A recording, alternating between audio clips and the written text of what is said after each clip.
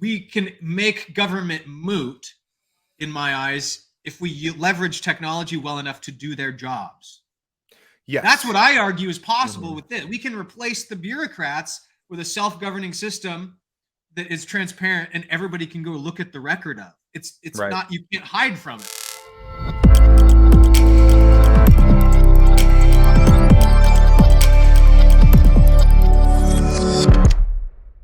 Hey guys, Josh Lake with the Pebbleton Post here today with Mr.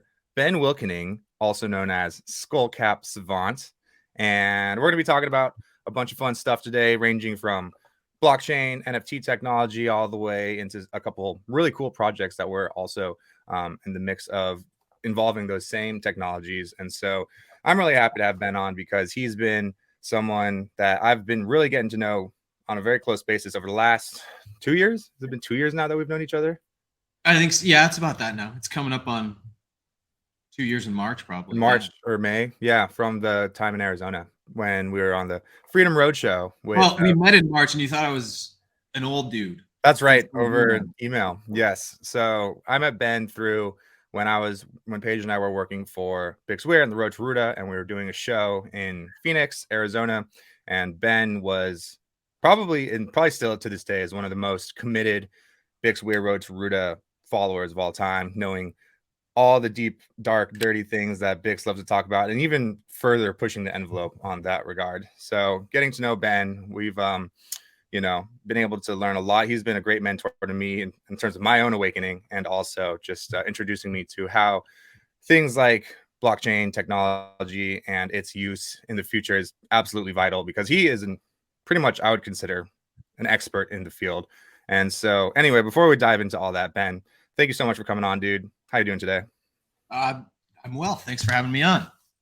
And yeah, I think to add a couple of points to your wonderful introduction, it's Josh and I vibe so well, and reason why we're actually working together on a couple things like he alluded to. Perhaps this conversation will dive into some of those things, because in the intersection of woo and finance is where you find pretty much everything that I've been accustomed to with my path through life. So to probably put a qualifier on expert in crypto technology, by the way, I am not a coder.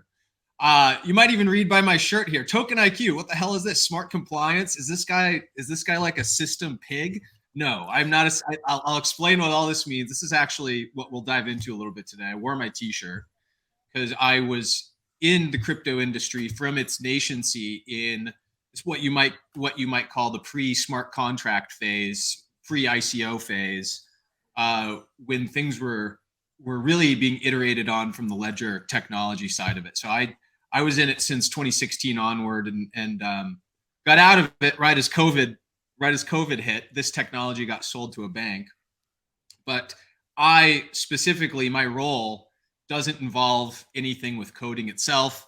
I understand the functions of the coding. I can be a very good sales engineer to an investor that might need to understand the technology better, because I can translate a lot of that stuff. But I was very much on the marketing side and the sales engineering side, I guess is what you can call it, in really truly communicating what the technology was doing for our investors that may have wanted to involve themselves in the space.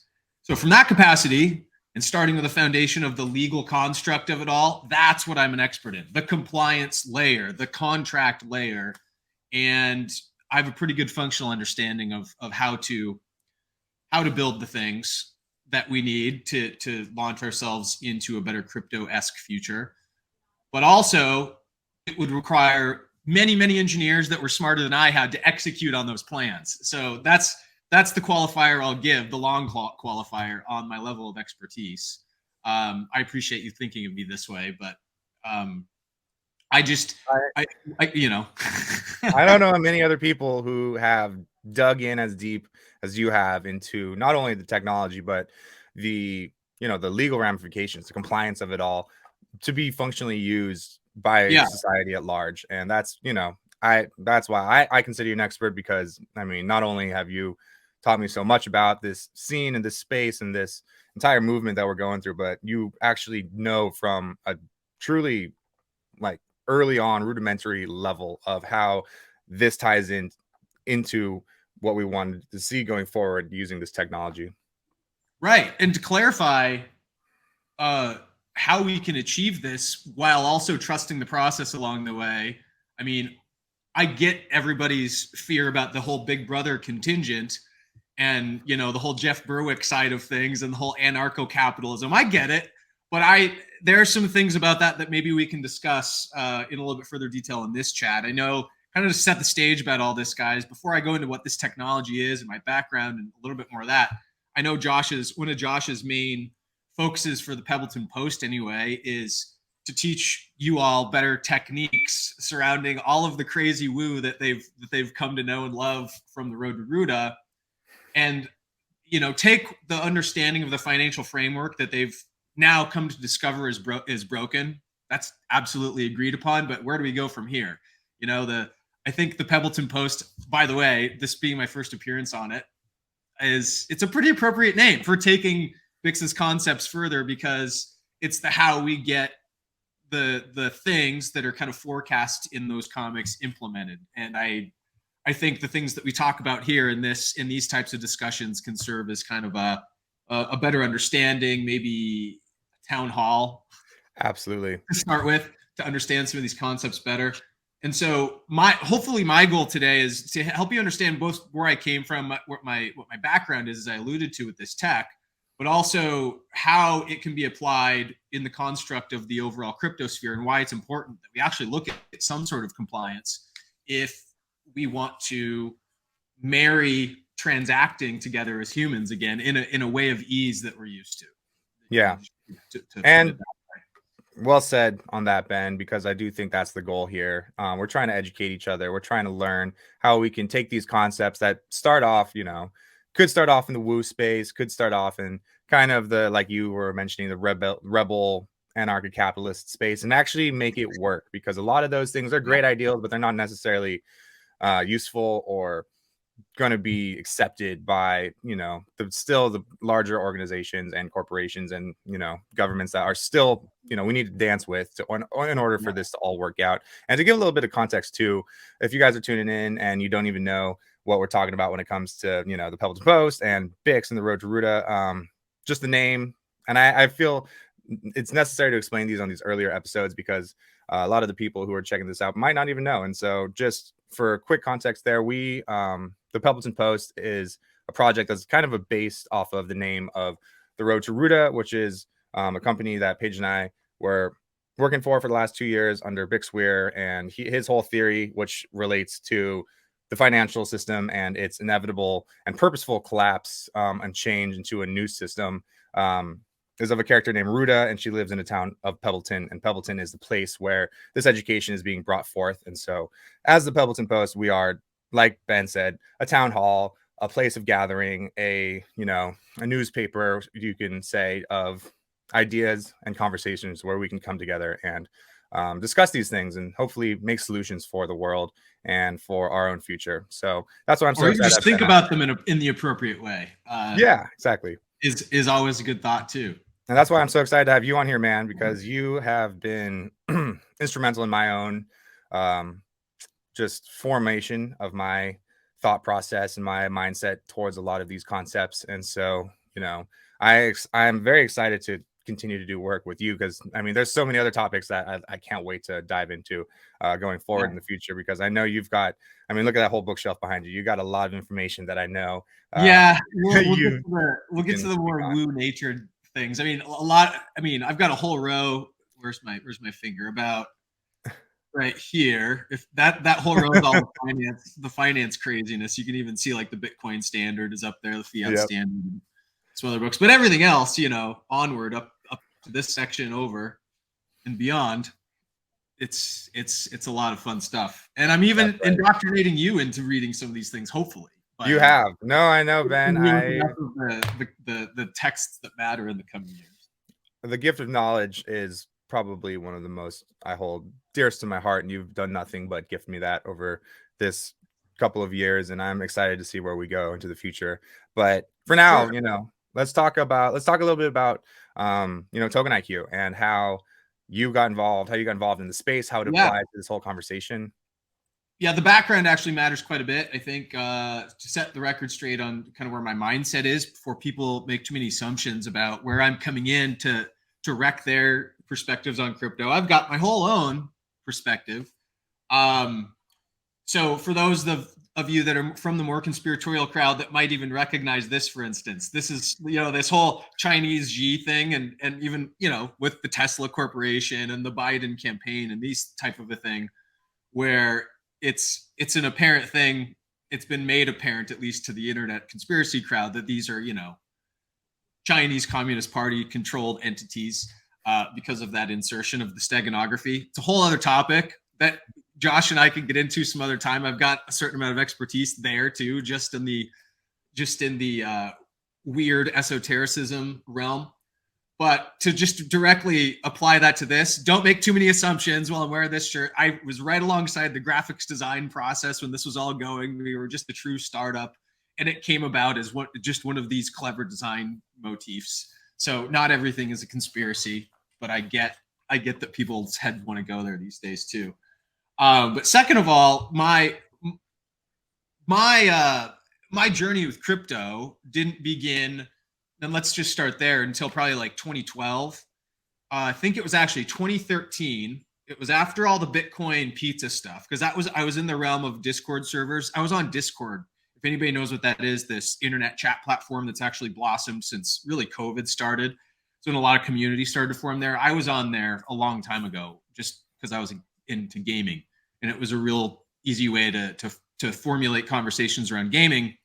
But crypto, as a natural form and an extension of digital money, of transacting in video games, became something I was aware of really soon, but didn't actually invest in. I kicked myself for it because I had the opportunities. I had people that were talking about it in there, and I was even gifted my first Bitcoin, 10 whole Bitcoin, on a QR code at South by Southwest, and I think it was in 2013. I won one of those, promotional wheel spin things. It's like, you win a free t-shirt, you win a blah, blah, blah. I got a QR code of 10 Bitcoin. And I said, oh, cool. Pocket it. Don't know where it is. It's, $200,000 or $250,000 somewhere if I can scan it and find it. But, that was the level of care that I put into it. Because honestly, I was a corporate dummy. I was in the field of what you might term enterprise resource planning, more on the recruiting side of getting the talent in there. It did give me a whole different lens when I was in that, because it was a space where it required a lot of recruiting, but also talking to people, especially here in Arizona where I live, that come from the government contract side of things, the General Dynamics, the Iridium technologies, the SpaceXs, the Boeing, not Skunk Works, Phantom Works is down here. So you get these guys that, in order to communicate the information necessary to a company who I'm trying to resource for, they have to tell me stuff that they can't even tell their wives, because it's, double top secret on their resume, and they could talk to about anyway. So this was a side of me that was always kind of latent, but I didn't really get into the crypto side of things, and probably until kind of the blowback of after the whole Occupy Wall Street movement kind of started to slow down.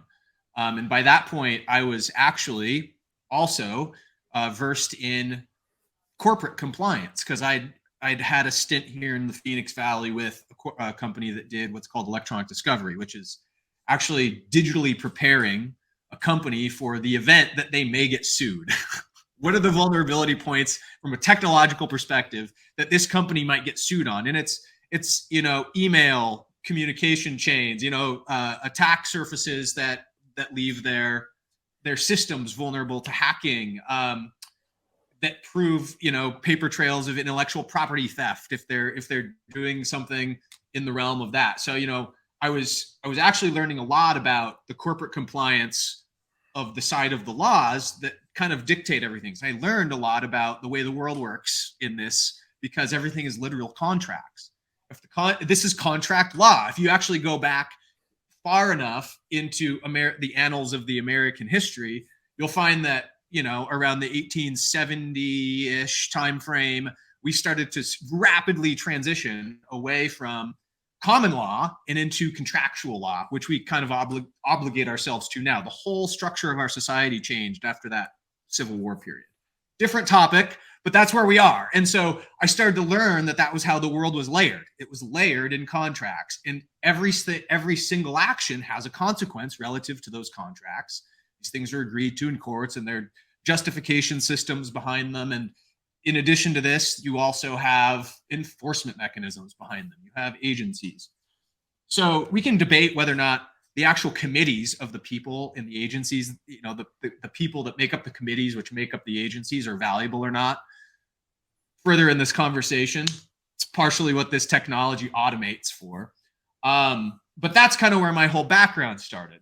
So kind of honest beginnings. I always distrusted the government, of course. I was always a 9/11, nut job for this is a rig against our minds type of a thing. Also don't need to dig into the weeds there. It was an aspect of me that kind of boils into this. But around 2015, I actually decided that I was really going to start looking into starting my own business after the whole ERP thing. The recruiting aspect, just at some point, it seemed like pimping along the way. That was really the ERP thing. That was enterprise resource planning. The thing I was just yes. about Okay. Getting people in and out of companies. Even though it was interesting because of the companies that you were involved with gave you a lens to the world, it did just kind of feel like pimping at the end of the day. You're just like pushing resources around. Yeah. And anyway, I wanted to do something more substantial. I thought, why not renewable energy, right? Like that was even my headset, my mindset back then.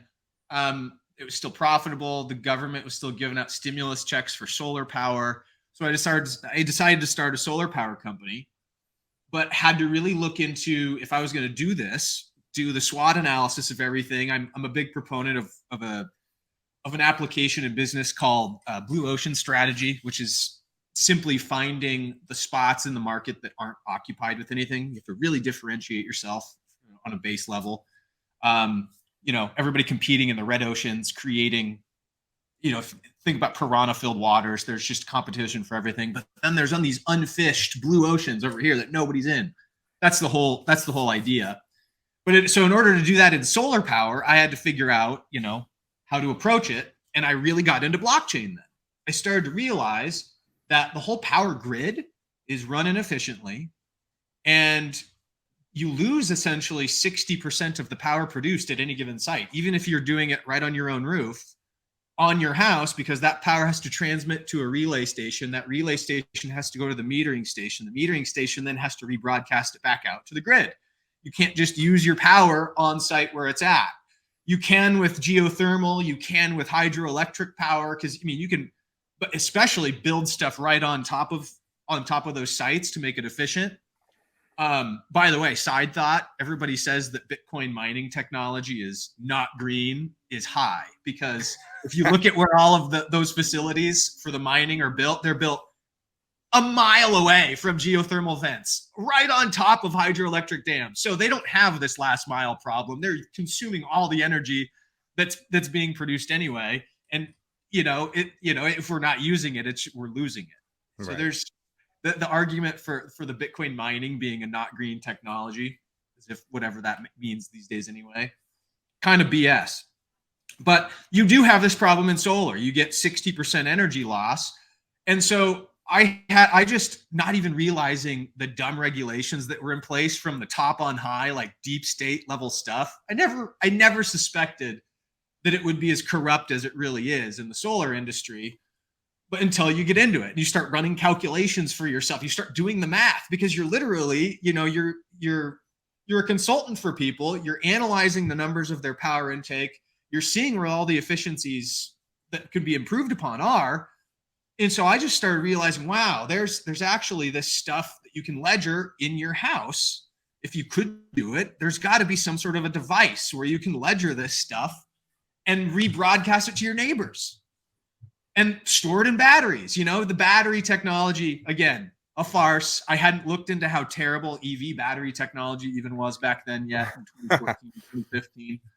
I had to come about learning about this stuff by doing it. But you start again looking at, okay, it's possible. You could feasibly, in my mind, you could store like a battery inside of a cul-de-sac, and that battery bank could supply the whole street if you were to ledger it from like a pad in your house. iPads exist. Is there an app?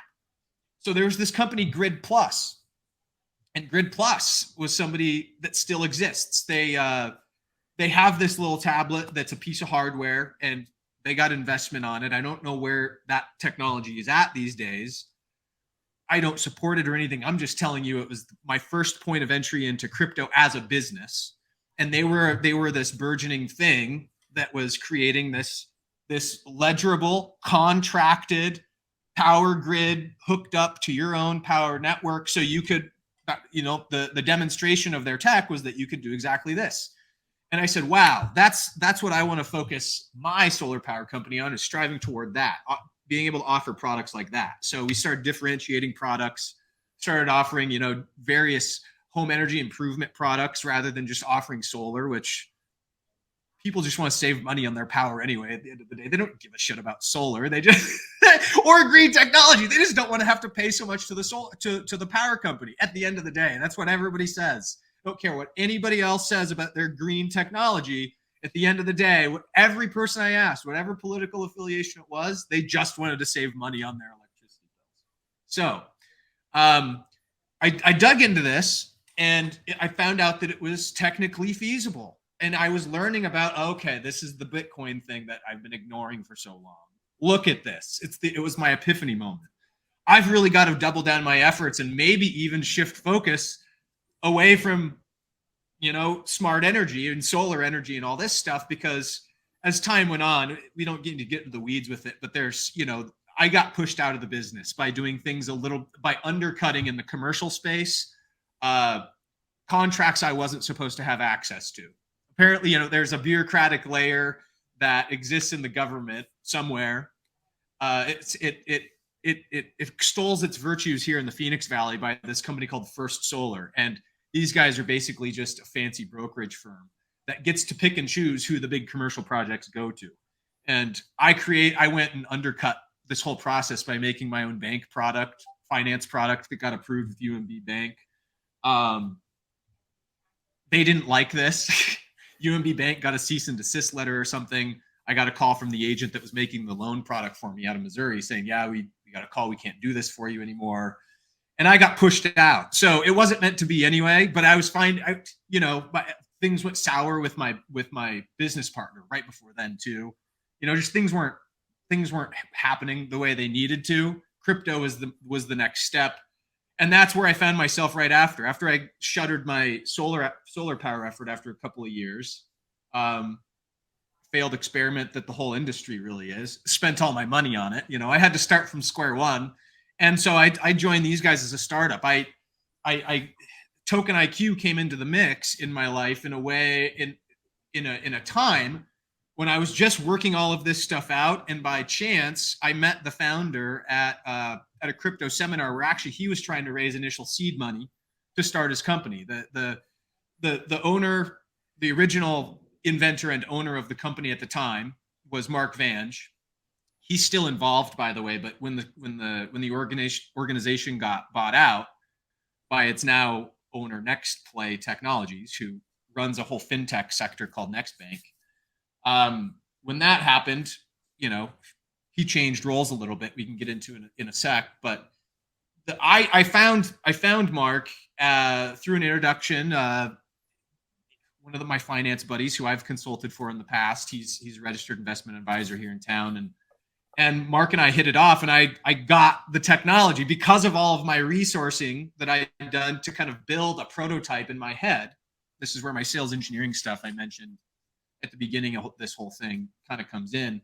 I was able to conceptualize and regurgitate to Mark how his technology works, what it was capable of doing, and see the point in a way that he hadn't even ever come across in these investment meetings. So I naturally, he wanted to work with me. I needed something to do. This was a good opportunity to do it.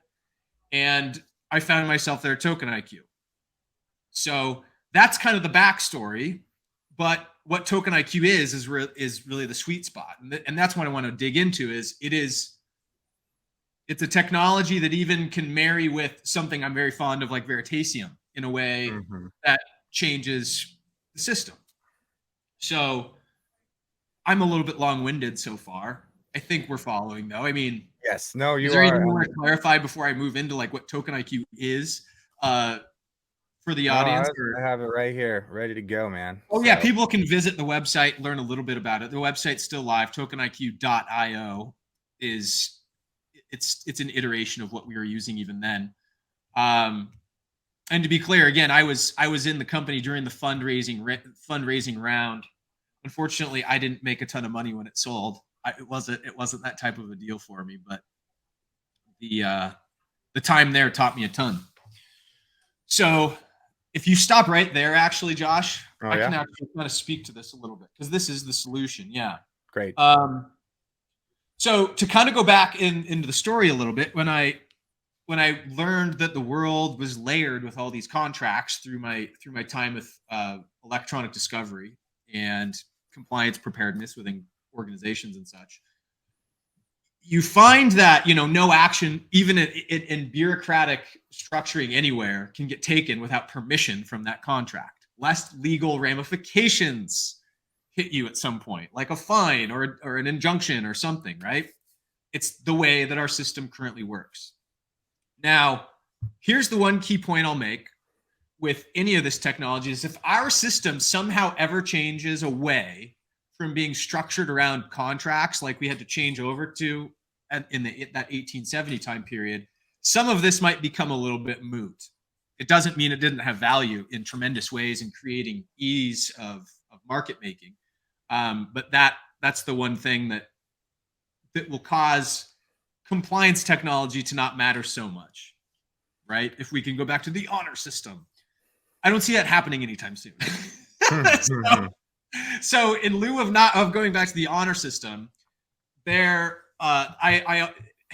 how I kind of jive also, and will give a bone to the anarcho-capitalism way of things, is there's a certain amount of free flow that we can have without over dictating our lives with too much heavy compliance to begin with. It's like this as smart compliance. I always use the example of up here in Phoenix, when you go on any hiking trails, you see that the parking lots are a little bit anarchistic. There aren't any lines painted on them. They're just big gravel lots. But somehow the people prefer to find order within the construct of the parking lot. Somehow everybody figures out to parallel park their cars right next to the other. Some are askew more than others, but in general, the people kind of self-design the way that they park in that parking lot, and in kind of a way that maximizes efficiency. And that's the whole, like, I agree with the whole anarchy being part of, a desirable factor for human life. But even within the anarchy, people are preferring to structure, is what that tells me. So the mindset's awesome, but we all will structure something, even if we think that we're living in an anarchistic way, which is kind of why I laugh at the maximalists of that. I even laugh at Jeff Berwick, because Jeff Berwick claims to be a maximalist, to mention him again, but he's even structuring his own nation. Yeah. It's, a nation without borders and all that kind of stuff, but he's going to the extent of structuring it. So there's a certain amount of compliance that he needs. So as a point though, like before you can even structure the technology of token IQ on top of some sort of compliance layer and explain why that makes sense, the patent is really where I was impressed with, kind of a desire to go work with Mark in the first place to develop it. Because this was at a time when the ICOs were just burgeoning up, the pump and dump schemes were huge, and there really wasn't any product. There was no software being built. I mean, at the end of the day, if you look at the internet as a messaging protocol, this is a contract protocol. That's what blockchains really are. They're kind of persistent contract protocols. So we weren't looking at a lot of this stuff in an appropriate way because those contracts weren't satisfying any promise to provide any service either on a lot of these ICOs. It was a nutty time, and the SEC wasn't providing strict guidance on anything, right? They were just saying the ICOs are what they are. We are evaluating. And everybody was saying, well, give us better guidance. And the SEC was saying, well, the laws are the laws. Build your technology on the laws. And Mark was one of the only people that I saw doing that. He was building technology that worked in concert with the pre-existing laws, which were regulations that the SEC had established back in 1933 and 1934 after the collapse. You can go back and look at these. We don't need to, it's all their protections for market activity, and it's la-da-da, it's the Howey test, it's all these things that we have come to know and reference in the crypto space. But that was kind of the guidance. Aren't you guys, the prompt was kind of like, aren't you guys the software people? And Mark was one of the software people that was making something substantial. So he actually got this token IQ concept patented around an idea that was one of the main detractors of the space at the time was, you lose your keys, you lose access to your funds, even with Ethereum. And, in terms of Bitcoin, this made a lot of sense. It still does, right? It's currency, it's money. If you lose it, you lose it. Sorry. I mean, that's the nature. Better protect your money better because, the legal protections, how money is defined, these types of things, it's expected that would be a function of the money. But for things like anything built on Ethereum that was providing a smart contract utility for the day, they needed to provide other functionality relative to the laws in order to make their technologies viable. And the number one thing that these contracts were starting to do, it's like these things as defined by the SECs, the SEC, these ICOs, they were securities. Virtually everything other than Bitcoin that was minted out there was a security. Veritasium, funny enough, is one of those other ones to this day is one of the only ones that I would consider to have not been a security because of the way, that it was marketed as a software token. And also, like we'll maybe get into in this discussion, Theta. And these two things on the road to Ruta are huge. It's funny that they've been identified so accurately within the road to Ruta too. Right. But outside of a lot of these things, there were virtually all the technologies were missing the key components to make them operate as they designed. So that was the problem. You had pretty cool technology. It was novel in its engineering and what these things could achieve. It was performing these weird functions that these software companies at the time, there were dozens, then hundreds of them, that were claiming, some novel money transfer technology that eliminated fees or whatever. They were, it was all a lot of fintech based ease of use type of things. But in order to just make these instruments that these ICOs would claim, they needed compliance to operate within the law. So that's the whole circle of why compliance. Well, here's the deal. Here's the crux behind the patents that Mark got. Mark solved for the one key thing that I mentioned earlier in the recoverability problem, right? You lose your keys, you lose your access to your tokens. This doesn't jive in the investment world because we stopped dealing with bearer bonds in the 50s. I mean, that's essentially what we're saying here. It used to be like pre-World War II. You've seen this in old like Western movies when when a bandit goes and commandeers a train to steal the bombs out of it because they've got all these safes back there. Those are bearer bonds. You have what those are is you own those or have those in your possession rather. That is the entirety of the law. Those are now yours because it can't be proven otherwise. They're just certificates of ownership of value. In the form of a bond.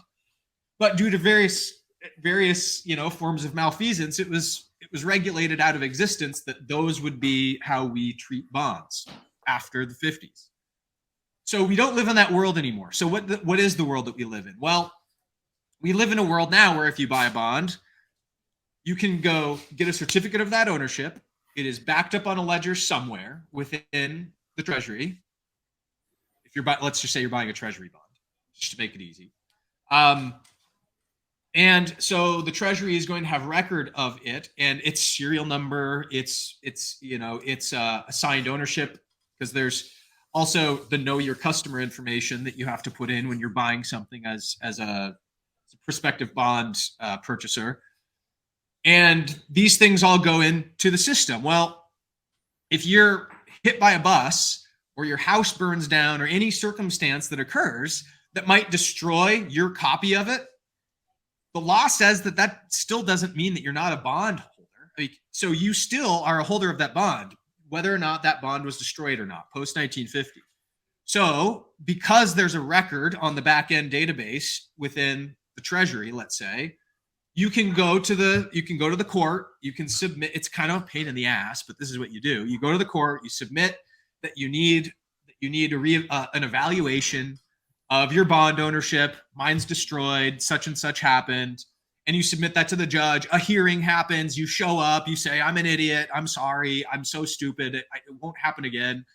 And at some cost, to remint it, the judge certifies that this is the case. They allow a reprinting of a new bond, same owner, same value, different serial number. And on their ledger, they void out the old one. Mm-hmm. That way, if just in case it were stolen, right? Just in case it were stolen and somebody had to present it in the future, they couldn't claim it was theirs, like a bearer bond, right? Mm-hmm. So there you go. There's the legal jurisprudence process that we needed to emulate, and what Mark actually wrote technology around, just like the SEC kind of was prompting at the time, to build technology software that fit within the general construct of what the laws were. And so he made a way to recover your tokens, if they're lost or stolen, using this same parameter.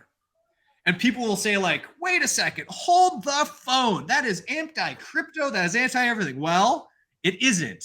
If you treat it as the instrument that it's appropriate for, is my argument to you. No, it's anti-Bitcoin, because this isn't money that we're talking about. Again, I already agree that the Bitcoin and true crypto needs to house that level of hardness in order for us to respect and treat it as such. But in order for us to continue on with an investment proceeding within the construct of legal jurisprudence in a legal system that dictates itself by those very contracts, we do have to create better software that references those points of action. So if we're going to do anything legally, and for the SEC not to come after any crypto technology, recoverability is important for almost all instruments outside of money and currency. It's just the way it is. So how this works within the technology is, say you've got a wallet, you've got a crypto wallet, you've got other shows that you're doing to teach people how to do crypto wallets. So if you're lost by the nomenclature and the labeling at this point, you've got to reference some of Josh's other material on, like, what's a crypto wallet? Right. This is an intermediate course. We're just going to kind of assume that the viewer knows the terminology and nomenclature we're using. So say you've got a digital wallet and it's holding the tokens of your ownership of value in something. It's the shares of a manufacturing firm, or let's say it's your shares of SLV, and those are being held in Veritasium, right, or something like that. Doesn't have to be Veritasium. Let's just call it friggin' Dogecoin, right? Philosophize on what Dogecoin is. Dogecoin turning into anything, XRP turning into anything. These are instruments that, if they're going to be anything as a mechanism of transfer or a hold of value or utility, in that case, if it's even something that is creating utility, there are still little tiny laws of transaction that are happening within the subtext of what the transfer agents do today. The middlemen, as you call them, all the transfer agent companies out there that touch your money. That's where your 45 cents per swipe fee of Visa's transaction goes to. Doesn't just touch Visa, right? So because of all these tendrils to anything that moves, you need to apply the appropriate contract language to it, but you also need to make it recoverable if it's going to be a one-to-one comparison of what these instruments represent outside of crypto. right? So whether it's digital money, physical money, whatever species that you're talking about, that species within the construct of the legal system of the United States and other jurisdictions, every jurisdiction is different, has very specific ways by which these representations need to act. And if they're going to be represented as a token, they also need to carry those same properties over if they're going to remain legal. So what you have is you have token IQ as this wrapping with the recoverability layer that allows for almost all of these types of events to occur. With that one patent, the recoverability patent, you solve for all of the legal issues that the SEC or any other governing body would have any issue with in dictating and putting their stamp of approval on these tokens being officially and legally registered in some capacity. So the recoverability acts as such. I mean, if you've got the wallet, kind of back to that point, I got on a tangent. If you've got the digital wallet with your tokens, with all of this underpinning to it, and you get hacked as a company, wherever you're at, your tokens that you were using, they are your asset store, or maybe they are your utility tokens that you're using to chug away at some sort of staking operation that you've done because you've legally done that process and they're legally in place and they're backing some exchange that's legal. These are theoreticals because I still haven't seen any legally backed exchange out there using any tech like this. But if you did have that and it was hacked or stolen, like we see so much of today, oh my God, they're gone. Oh my God, the FTX thing happens. Where'd the tokens go? You know, they don't have the recoverability component to them. So they're just gone to the ether. And these were supposed to represent actual investment vehicles. Well, if FTX had token IQ technology backing all the tokens as a requirement for their exchange to have existed in the first place, this recoverability function would have been built into the very exchange itself at the tokenization layer. So any tokens that would be registered on that platform had that kind of that check against whether or not it's legal or not, just by having token IQ tech stamped inside of it. And you would be able to then say, holy shit, I was a victim of the FTX crime. I don't know what I was thinking. It's the same process, right? You go to you go to your court and you plead your case and you say, here are my KYC documents. Here's the documents that I used to purchase it. And you know, here's how many things of it I had. I need new tokens printed. I'm an idiot. Please forgive me. The judge does the same thing. He says, okay, yeah, you are an idiot. I can't believe you got caught up in that FTX scam. Sure enough, here are your tokens. They void out the other tokens. They don't destroy the other tokens. Just like in the bond example, those tokens can still live on a blockchain somewhere and you can see them, but they're rendered moot through this legal process. Now, if you notice, this is a manual process that involves human interaction with carrying out specific prompts on any given distributed ledger. To make it legal, that's what Token IQ's tech does, to apply that layer to the bottom of any transacting component, any exchange layer, any token that can be minted as the shares of a company or something. And it also means that you can use this technology to make mediocre, regular ass financial instruments, including debt notes, funding for projects, just regular stuff, which totally disrupts the way that the industry is done. The industry is conducted rather at a broker-dealer license level, investment advisor level, family office level. This technology has the potential to automate and automatically check for auditing because of this one function, Josh. I mean, we don't need to get into the weeds because we'll be here talking Token IQ in the weeds all day, and at some point the audience is going to get too much out of the fire hose, I think, to get anything from it. But you can solve for auditing. You can solve for transfer of ownership, all this stuff that you have right here, increased transparency. You also achieve the ability to therefore create any contractual obligation in the financial realm and make any instrument, because you can satisfy that one thing of recoverability back to who it really matters to, the regulators. So, people might say like, well, what is so great about this? It's, and one of the things I would have people consider about compliance before you just go like total anarcho-capitalism as well is the example I would always use for token IQ is, the management systems of the airline industry. People think, living without laws would be so great, but if we're doing that, are you ever going to be able to catch an on-time flight again that you can reasonably guarantee when you show up at the airport, you get to your destination? The answer is no, because it's total chaos. It's a choice whether or not the pilots show up to work those days. It's a choice whether or not the technology gets fixed, right? Like, you can't totally rely on the assumptive nature that people are going, to live by that honor system because there are so many. So the token IQ layer is like that airline management system that ensures safety of flight. It ensures like the safety records are kept up to date, so the planes don't fall out of the sky with great regularity. It ensures that you have timeliness with your bookings and da da da da.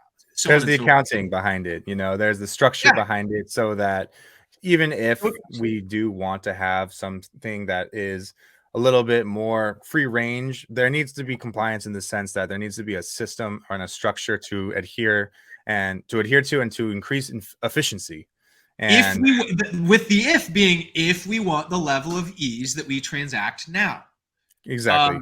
Now, and that's why compliance is necessary to a degree in this space, which we would still consider to be kind of in its infancy and its Wild West stage, where there is still a lot of legalities and system to be produced in order for this efficiency to be, not regulated, but to work into the future. Right. Well, to act as the backbone for regulation, rather, should we choose to do it in that way? We still have, it's still just a technology. This is a software. It's people tuning it to do specific things that it's just, it's even, you can use the gun example, like people, it's a tool or a weapon, it's it's not quite that extreme, but I forgot who is it that says, financial weapons of mass destruction. I forget who says that says financial weapons of mass destruction. I think that's who it is. But it's, you can use finance as a tool for ease of our daily lives or for, wreaking havoc and malfeasance on the world, which is kind of where we're at. So if we want to get out of that, my argument has always been, we do need something governing those back ends for all of the idiot work that we don't want to do. Like simple tasks that AI can govern is what you can really boil it down to. And certain levels of AI can be applied then to governing these back end ledgers and technologies. Where you don't have to include all these auditors in the process. You can get rid of all those people that create malfeasance just by having the ability to create committees. Eliminate people's ability to create committees. That's what this does. And it's transparent and it doesn't have a blockchain associated to it. That's the other component I'll add about creating this contract layer is it needs to be distributed ledger only. The blockchain can be applied to it once the legal language is written. The blockchain is the reference point that you can choose, whichever one you want to apply it to. Again, that's just kind of like, in the analogy of software, it's not exact, but it's almost like blockchain being the systems database to the application layer example. Right. So, and that's something else that I want to talk about a little bit is how with blockchain, with distributed ledger technology in general, part of the essence of it that makes it so great is the ability for it to keep that ledger itself, to keep its own account recorded in a decentralized way across the network that it's immutable. It can't be changed later on. And that's something that you helped me understand in terms of the value of NFTs and the value of how when you can create these identifiers digitally that live forever on a blockchain, they can't be really hacked. They can't be copied or counterfeited. They are, can't be distributed to multiple people to use the same function. And that's something that I think we have experience with as well, doing the NFT work that we have done, which is something else I want to lead into eventually in this talk. But do you want to discuss? The question I have is, when it comes to the NFT world, when it comes to the blockchain world, how do you see that being applied, the way that your token IQ technology was applied to the legacy system that exists in the digital world? How do you see the blockchain and the NFT world being used in what exists today? Well, it's a good question, because what we were calling our instruments back then, everything that was coming out in terms of a token form, which would back any contract event, because essentially that's what you do in crypto. If there's a proof of work model that has to be established, or a proof of stake model, has to be some sort of input and output. And I'm sure you've covered this in other simple videos of how blockchain works. But these instruments that were being created through the technology, through the platform, whether it was an application for an exchange layer, creating just a simple investment proceeding, anything, we called them tokenized securities. That's essentially by what people now, in today's speak, pre-2017 or post-2017, way post-2017, I guess it was even till 2020 technically, that the term NFT came out, because that's essentially what the tokenized security that we were naming back then morphs into, is this NFT. And so if anybody is familiar with NFTs, everything up to this point of the conversation may actually seem like familiar territory to you if you've understood what NFTs can do, because these very NFTs, as long as the appropriate contractual execution is embedded and approved and is operating this way, these NFTs will act as those instruments that I'm talking about, that Token IQ has always had the ability to create compliantly.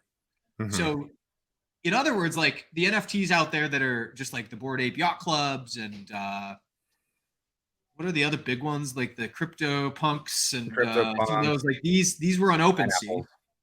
OpenSea is not covered by any of these jurisdictional compliance laws, because they don't have any backing allowing them to transact with these instruments on their platform. However, all that they would need to do is apply another layer of NFT to their NFTs, call it a Token IQ approval token.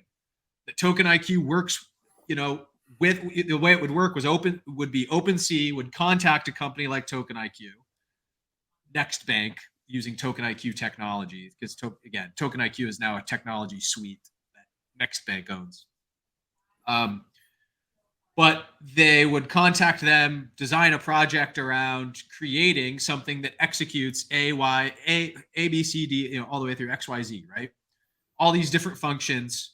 People are going to be buying them from all over the world. You keep applying these specifications to them. It's an expensive ass process, because everywhere along the way, you've got to contract with lawyers. I promise you, this Token IQ is great, because I always told people it automates all of the nonsense middlemen jobs out of the world, except for lawyers. The lawyers, unfortunately, they've got to create the laws. You're not going to assign ChatGPT to make laws. It's never going to happen. Not yet. It's not going to happen, Josh. I mean, because it will then interpret things that are incorrect based on, you have to keep. No, I know. There's some level of sacred, reference that has to be established here. And has to be autonomous, for one. Like, you have to have agency to create a law. So anyhow, aside from the ChatGPT thing, that was the thing. OpenSea did not do this, nor did any NFT minting company. They just made software and threw it against the wall, and they said, "Code is law."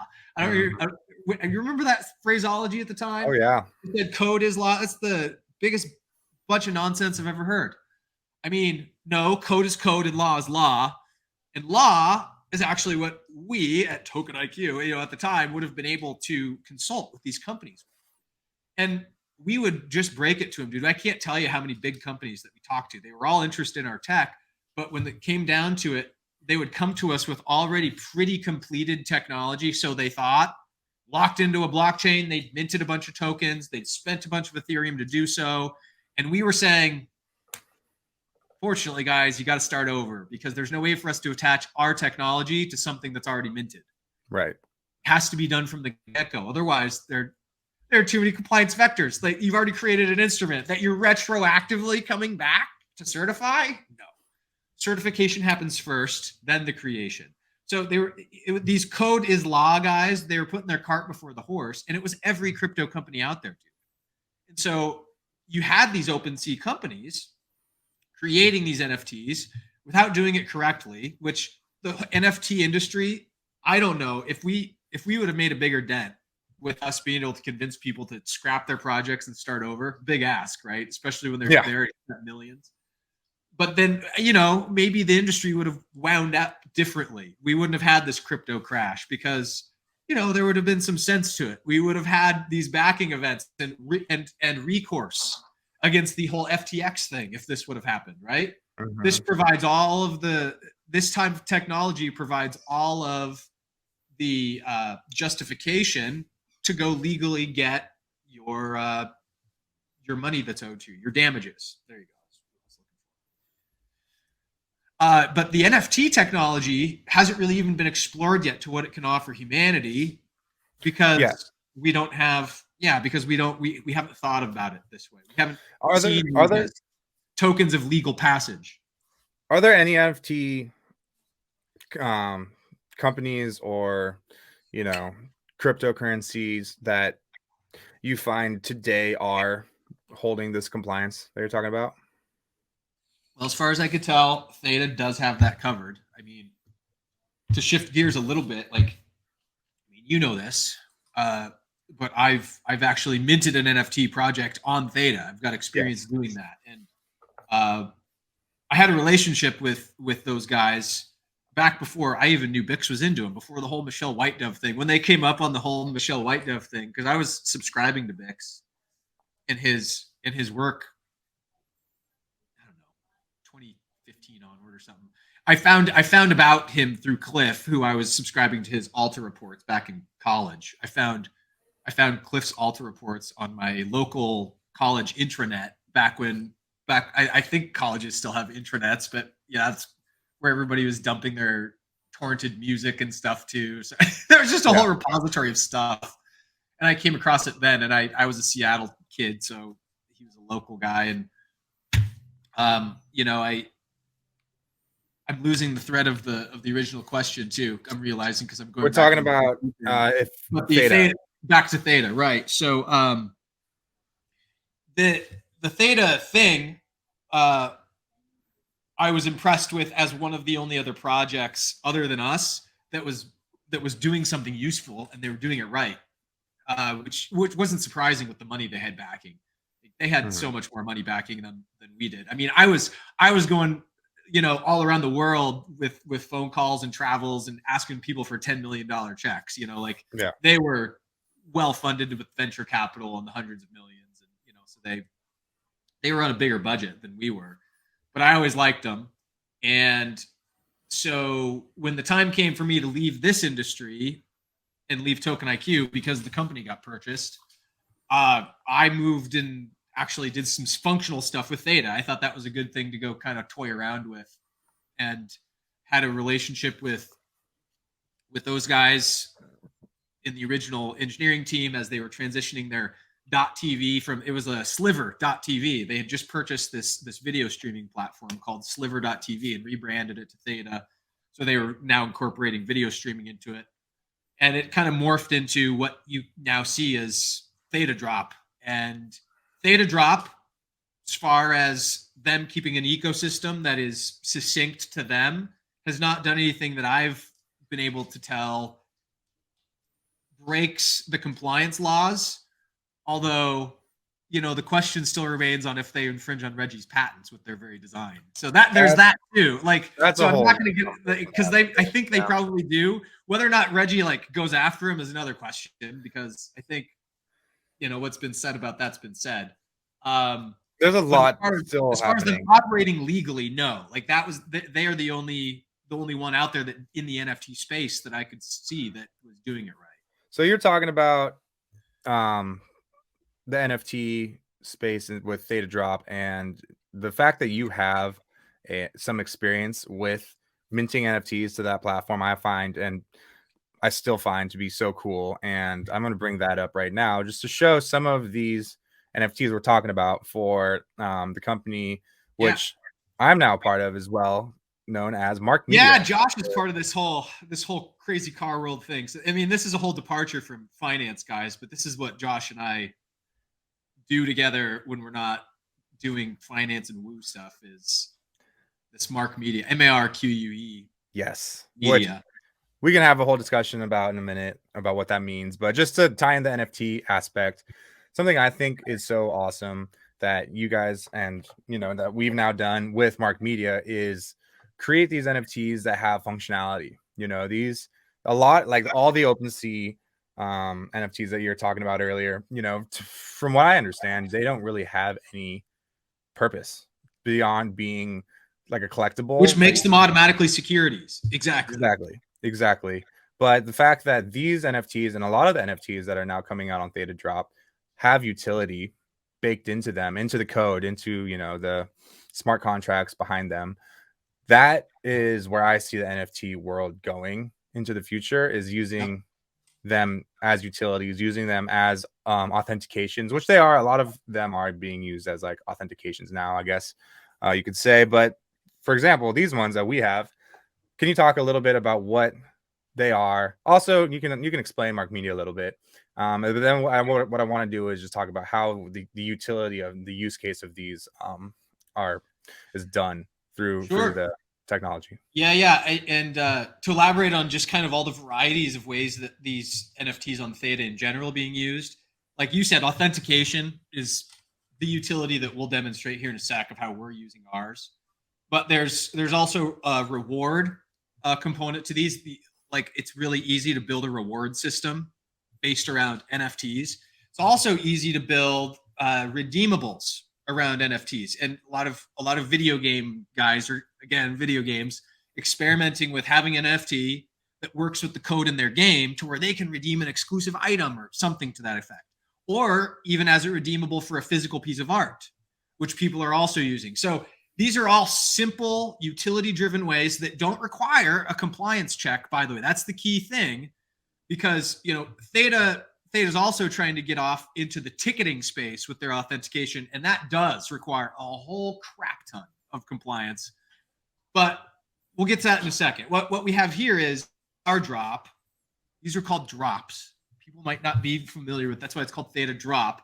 It comes from I think is where the term originated. Comes from like the whole Supreme, super ultra exclusive. I got to go get this T-shirt that no one can. I think these things were called drops on Twitter, if I'm not mistaken, originally. And so the hot item to strive after just kind of caught fire in social construct, as far as I know. Or like dropping an album, or dropping an album, yeah.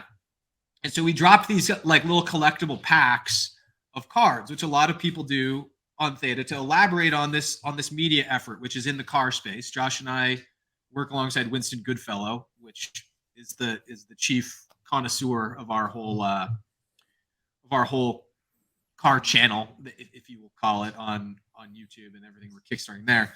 But in order for a way to kind of help cross promote what we were doing over there and also elaborate on Winston's work, we made these collectible trading cards, and we did a drop for them. And at the time, you could buy a mystery pack, which gave you one card for $20.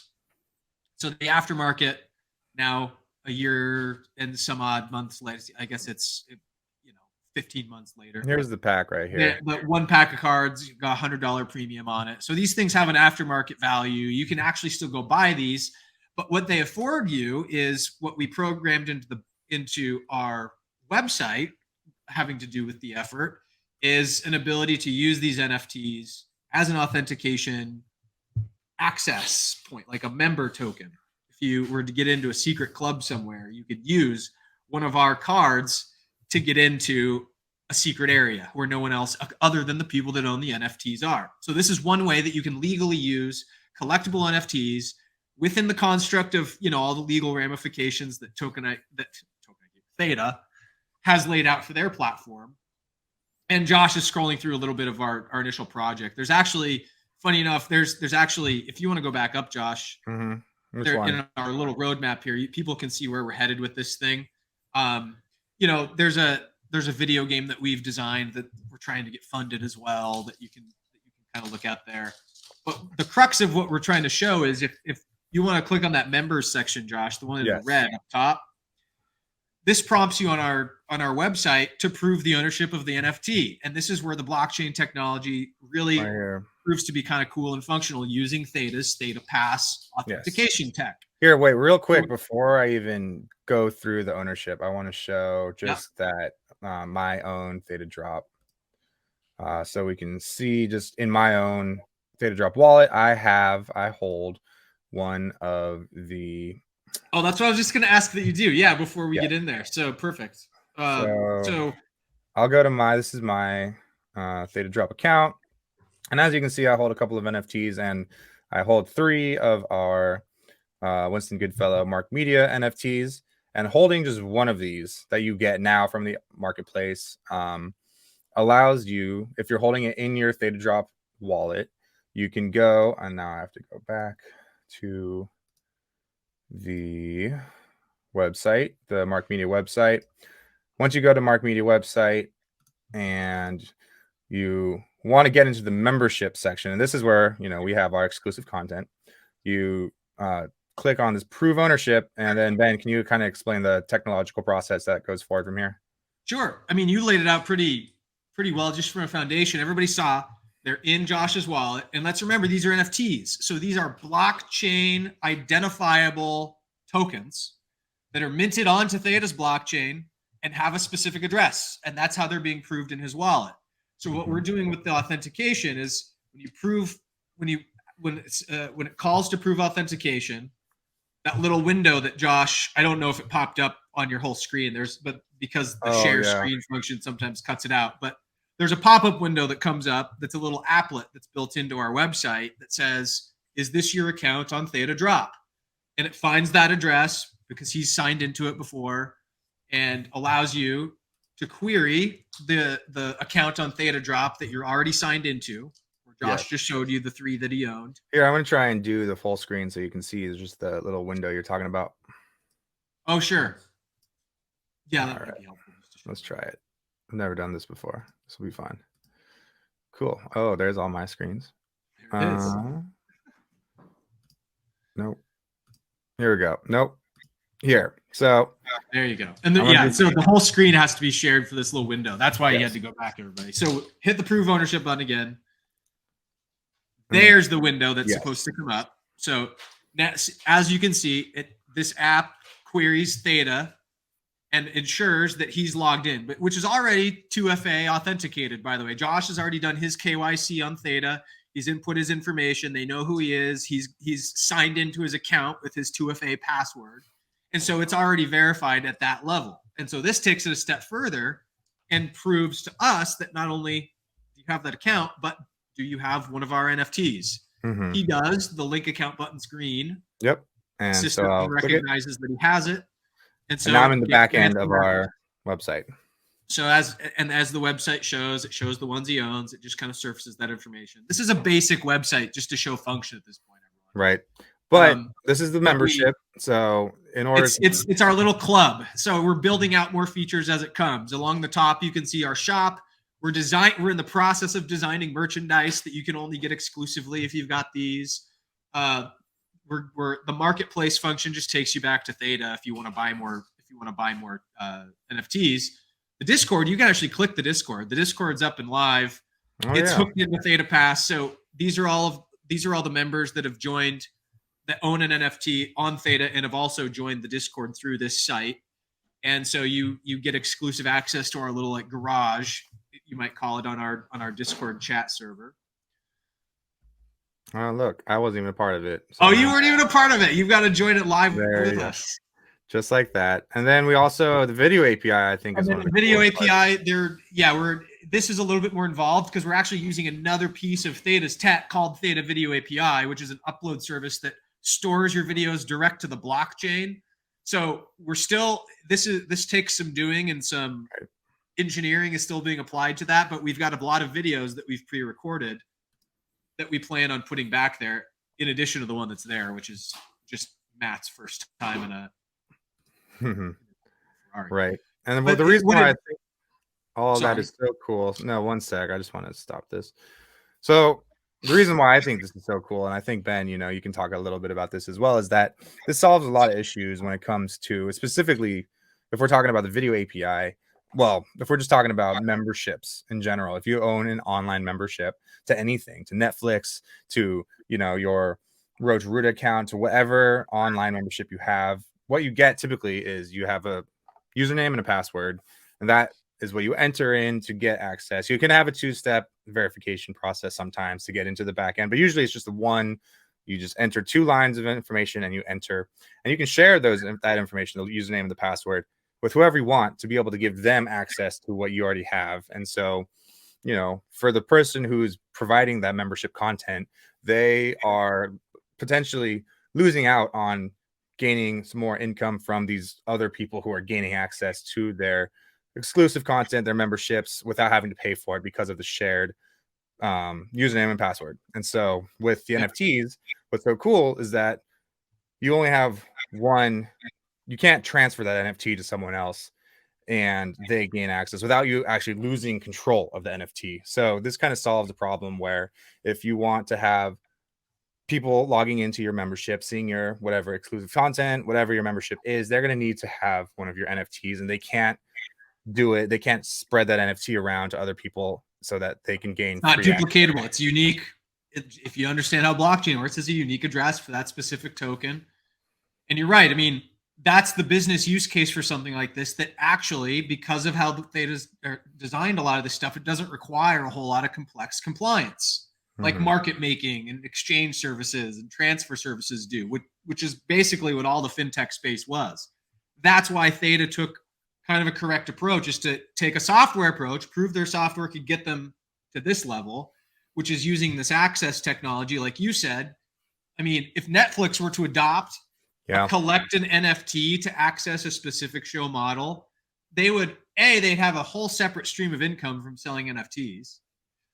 They could eliminate this password problem that they have now. Netflix had to go make their services cheaper because they lost so many customers when they said, we're cracking down on this whole password thing. But if you made the crackdown on the password fun and you got to collect, think about their top shows, and they themed like various packs of collectibles based around their favorite characters, and you didn't know which one you were going to get. It's like freaking McDonald's used to do this with Happy Meals. Like 101 Dalmatians stuff in the 90s, or, whatever it was. Like, which one's it going to be?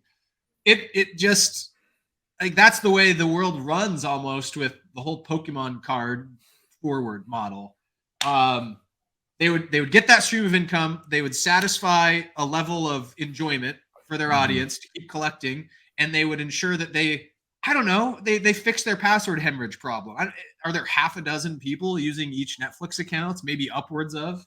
I definitely don't pay for any of the streaming services that I'm a part of, and I have 4 or 5. So, maybe you would if it was an NFT and you had exactly. I mean, if that was what was necessary in order to access things, which I think in the future this is going to happen, and this is why I think the work that we're doing at Mark Media is so cool, is because there's not a lot of other people using NFT utility functionality in this way to gate their membership behind a specific NFT that you have to gain from the Theta marketplace or whatever NFT platform you're gaining the token from.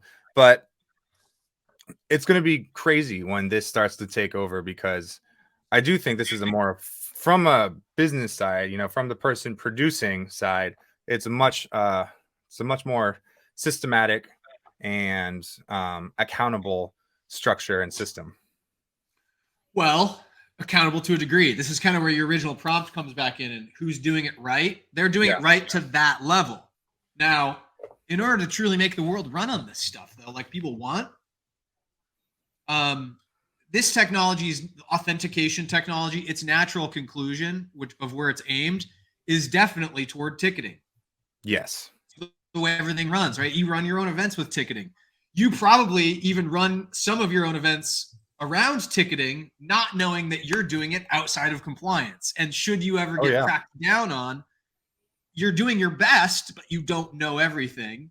And so you might not even be covering certain compliance laws yourself to put certain ticketing style events on. Now, this isn't going to fly with this level of scrutiny on ledgers and technologies and blockchains, and that's actually what Token IQ provides that layer for. If you were confused about all of my ramblings earlier on, this is kind of how it can be applied. Like, in order for Theta Pass to be used to create some Katy Perry event, Katy Perry is one of their big NFT stars. In order for them to put on an exclusive show that's not simply a webinar, which doesn't have the same level of scrutiny for ticketing. But if you want to put on a live show somewhere and sell those tickets exclusively through the NFT marketplace, make them Willy Wonka-esque, where only certain people that open these packs are going to get access, whatever, you still, in order to provide access to that event, depending on the jurisdiction it's held, the municipality, therefore, depending on if there are cross-border transactions that need to apply, because, where are Theta users? Who might come to this? It's a worldwide effort. You have to accommodate for all those inputs and outputs for jurisdiction, which means a legal contract or token needs to be applied for that very item, which a lawyer is going to have to write and lock into a distributed ledger like Token IQ, and then apply to the ticketing. So you can start to see how Theta, leveraging Token IQ contract language and distributed ledger technology for its tokenization of the very tickets themselves. Token IQ could mint the tickets by way of Theta Pass to give access on their application layer to somebody to go to that concert and give the performing artist the legal justification to perform in the first place. The cool thing is when all this stuff is written down, you just need to design it once because it's blockchain. Yeah. You can then use the application for this. It's very expensive to build all the initial legal language and apply it to the ledger. But it is what's necessary to do it well once. And then once somebody does do it, then they can take that entire process and rinse and repeat it. No virtual cost to them. You eliminate all sorts of event organizers in your organization and all the middlemen of putting on a concert or something, right? All of the management of fees that have to come in. You can just see on a simple ledger with a search query then at that point, which vendor hasn't paid? Exactly. So I kind of jest at how simple some of the actions would be in its interaction. It actually wouldn't look so much different than what we have today from a user perspective. But everything would run simpler, smoother, without friction, and probably with a fair value assessment. Mm-hmm. And so the two things can, again, up to that point, Theta's taken care of that. But there's still a long way to go because you can see how they're marketing their tech, and it is very much toward these live event type of aims. But they're really far away from being able to do those things within the United States. Well, I can tell you that just because we've got the most red tape of anybody in terms of. Mm-hmm.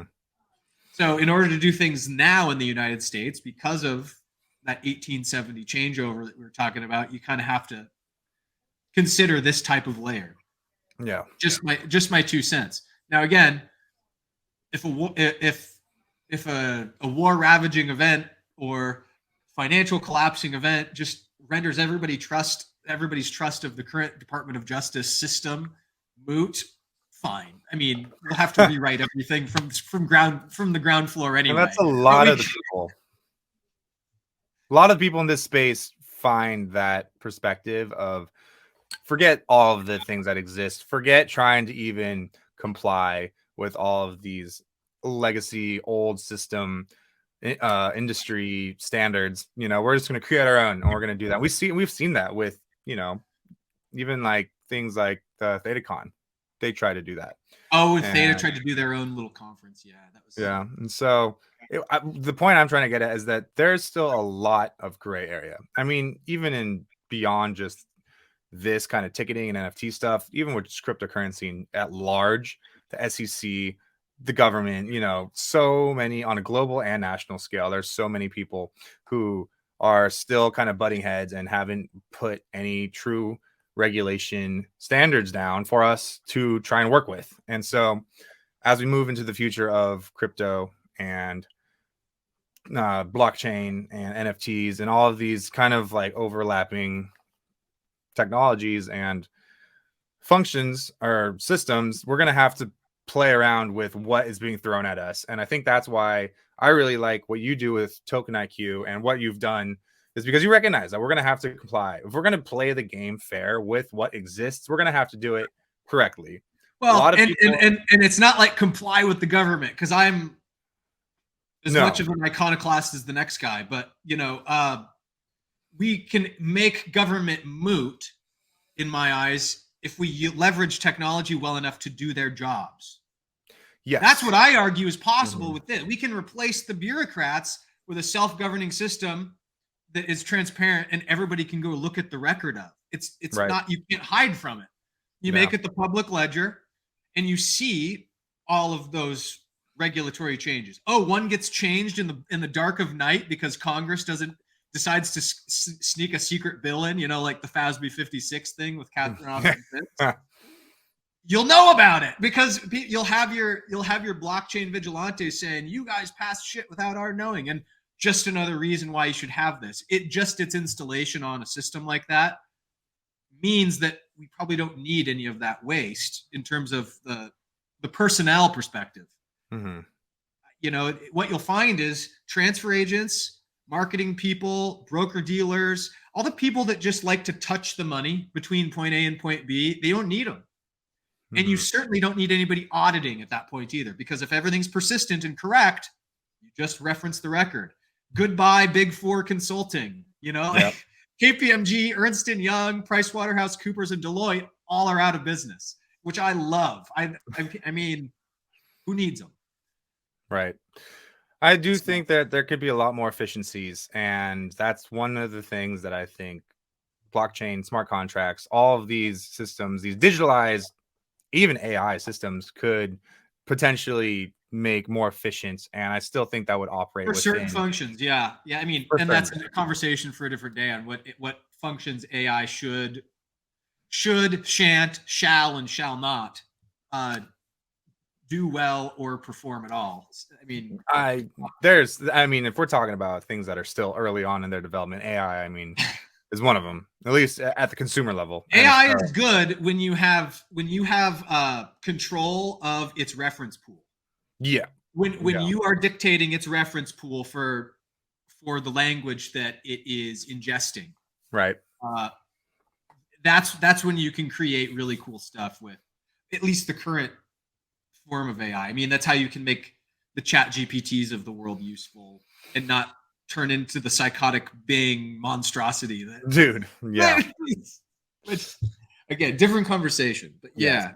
But to wrap this conversation up, man, I do think that there are some really beautiful benefits to what blockchain and all these technologies that we've been speaking about this whole time have to offer. And it's people like you, it's people who are on the leading edge of these innovations that are consistently pushing the envelope so that we can, as a collective, benefit from these technological advances. And so I appreciate all the work you do, man. I appreciate the education that you provide and the thoroughness at the education at that. And it's going to be really cool. Hopefully it makes sense to some people. I realize that we may have to speak on this stuff again, especially without foundation a ton. This is a very intermediate topic.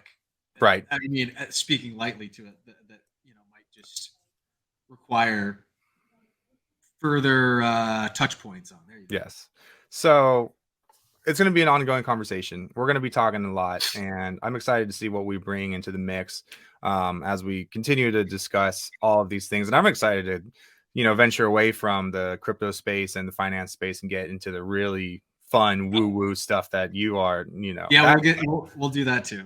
That's going to be a good time. And so, if you have enjoyed listening to all this and you're tuning in out there, make sure you go check out Ben's. Do you still have any of your stuff up online? Well, my stuff, you can say this. My woo stuff, for Yeah. anybody that cares, it's going to be showcased inside Pebbleton Post anyway. You're going to have.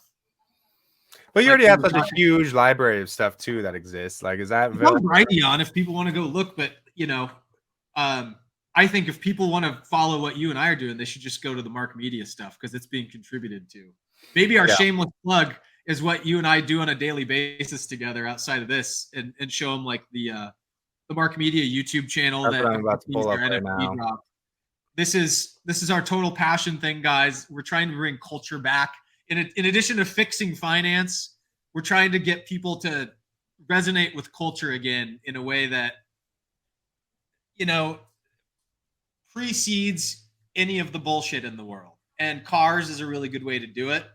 And I think with what you'll find with the personality that we're attached to here with Winston Goodfellow, who's a very renowned photographer and writer in the space for some time, that you're gonna have a joyful lens to look through the world at. And we get into some of these crazy topics in our podcast and stuff anyway. You'll enjoy what you find there. And should you want to support us on Patreon, we have a Patreon for the whole effort too.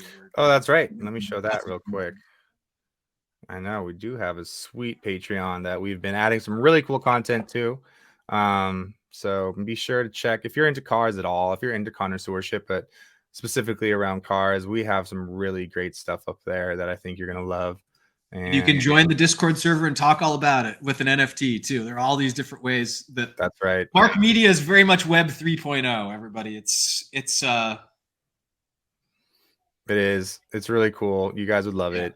And we've only got the one patron there, but we're building right now, and that's how we do it. We're building it up now. We just launched this in January. It's we haven't really heavily marketed this to many folks because we're still trying to build the content library.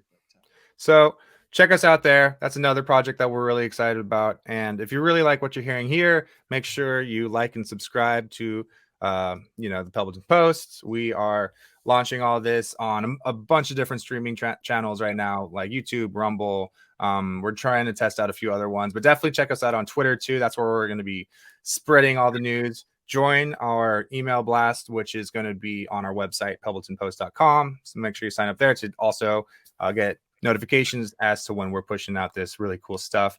And if you feel like getting the full scoop on all the things that we're discussing, you're going to have to check out our Patreon as well, because that's where the full length of all of these interviews are going to be living, and a lot more fun content that's coming down the pipe. So thank you guys for tuning in. Ben, thank you so much for being here, dude. I really this is just scratching the surface as to what we're going to be talking about. The depth. I don't know. I think we took a big wad of steel wool and kind of roughly rubbed it along and probably jostled some people loose. I don't know if it's just scratching the surface. Probably you're right. At least around the compliance and around how we have a lot of work to do if we want to make this crypto dream a reality. And so at least if we want the world to operate simply around it. Yeah. I mean, hey, you can still have your anarchist future and transact in Bitcoin. It's just going to be really clunky. And yes, we can have both. Like, why? I agree. It's really bad to not strive for that. So, well, that's what this channel is all about. This channel is all about making these conversations, and hopefully, if you learned a thing or two, to become more of a participant in these conversations and the movement at large, because as Ben and I both mutually understand and appreciate, there is a huge push towards a revolutionary change in the way we do everything, and cryptocurrency, blockchain, NFTs. They're a huge player in all of this. And so that's what we'll be talking about, plus all the woo-woo, plus all the fun stuff that we'll go on to another show to talk about. And so, I'll leave it at that. Ben, is there anything else you want to say? No, plenty to say in another episode, but you're right. We're an hour and a half in. We can axe it there. Great. Well, thank you, Ben. Always appreciate talking to you, dude. Always appreciate your insight and the wealth of knowledge that you are. So we'll have you on again soon. I mean, I definitely expect a lot of content to be coming out of us. And so we'll leave it at that. Thank you guys for tuning in.